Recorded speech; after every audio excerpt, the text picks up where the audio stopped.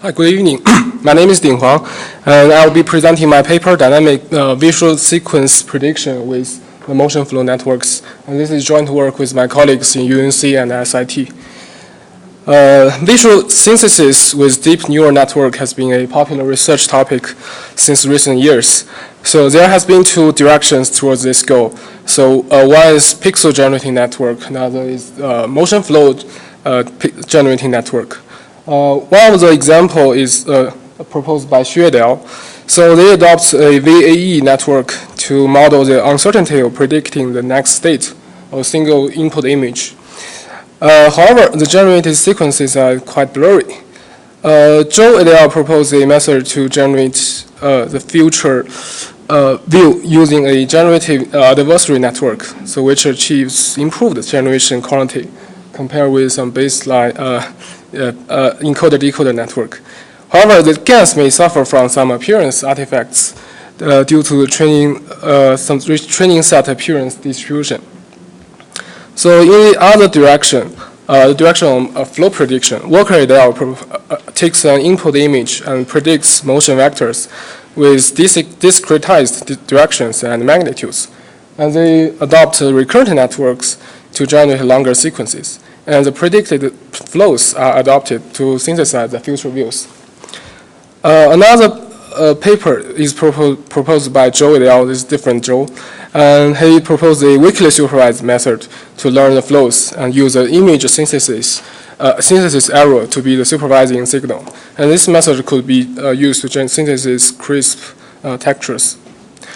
So inspired by Zhou's work, we proposed two networks. The first outputs multiple 2D motion flows and iteratively take pixels from the synthesized images to generate future views. And we name it MoFlow. The motion flow estimation on dynamic objects is a challenging topic as there are no geometric constraints.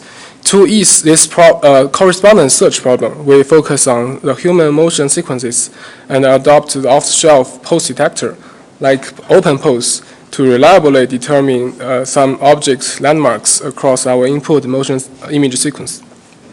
So we leverage those sparse joint location estimates to make predictions on future pose configurations and enforce the consistency of estimated dense motion field to this predicted pose. Baer and Neely, they propose a method to compute how points around the light segments will move accordingly, given the movements of those light segments. And with this method, given the input human pose, we can obtain the dense motion flow between consecutive frames using the sparse input.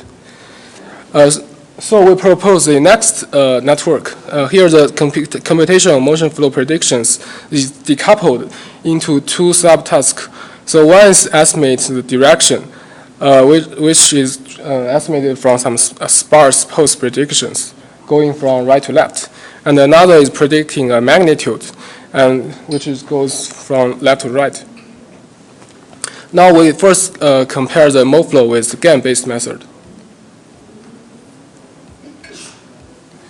So from these images, C and D, C is the GAN method, D is our method. And we can see both methods can achieve good shape and textures. However, the GAN method will suffer some color distortions. Here's the animated example. And quantitatively, we obtain half the synthesis error. So here I show another example with different dataset. So one thing we noticed is if the appearance of the testing data is not similar to the training data, the GAN method is usually likely to overfit, while our method is more robust. We test our PoseFlow network on using the human 6 million dataset. And given the source view and target view, we first compare the learned flows with the supervised flow learning method C. And compare with the ground truth E, our method D could achieve better accuracy in terms of the directions. So we also verify that the magnitude learning works by comparing with taking out this step in our network.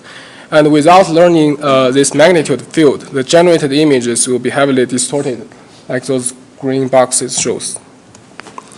So here's the animated sequences, and the post-flow result is less blurry compared with the MoFlow. since we have this guided motion search. Also, the GAN method will suffer from some artifacts. So we qualitatively evaluated the method by detecting pose landmarks on the synthesized images. Thank you. I'll be happy to answer questions during the post session.